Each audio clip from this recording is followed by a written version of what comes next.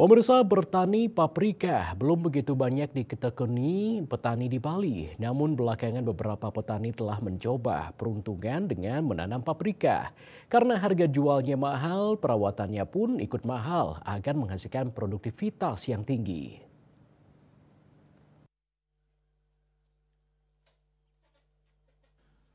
Paprika belum begitu banyak ditanam di Bali. Salah satu petani yang menanam paprika adalah Kadek Melon dari Banjar, Mundu Andong, Desa Bangli, Baturiti, Tabanan. Alasan menanam paprika tak lain karena harga jualnya yang tinggi.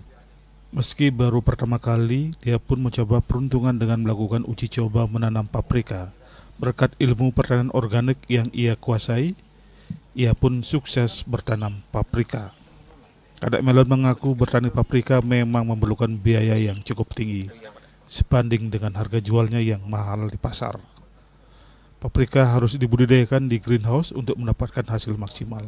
Selain itu, yang harus menjadi perhatian utama adalah pemupukan, penanggulangan hama dan penyakit, serta poin penting yang menjadi perhatian serius adalah pruning atau pemangkasan.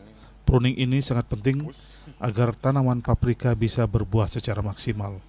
Tanaman paprika jika tidak dipangkas akan tumbuh subur dengan lebih banyak daun, sehingga nutrisi akan lebih banyak tersalur ke bagian daun.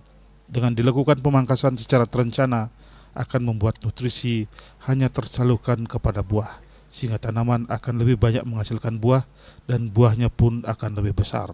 Kondisi ini tentunya akan sangat menguntungkan bagi petani, di mana satu pohon bisa menghasilkan hingga 4 kilo buah.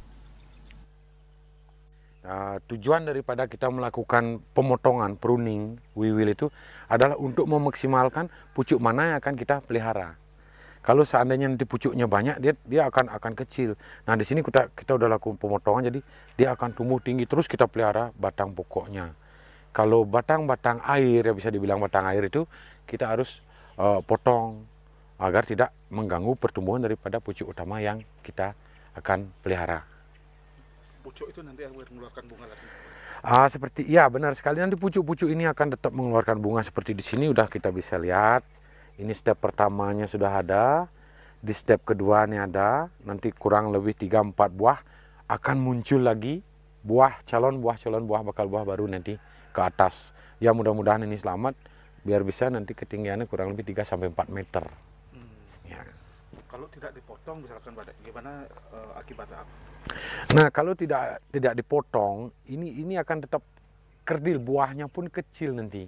Karena nutrisi itu udah habis dimakan sama pucuk-pucuk yang ramai tadi gitu. Dalam teknik pruning atau pemangkasan, tanaman paprika tidak saja daun atau cabang air yang dipangkas, namun juga bunganya. Hal ini bertujuan agar semua nutrisi fokus mengarah kepada pembesaran buah. Ria Sobal TV.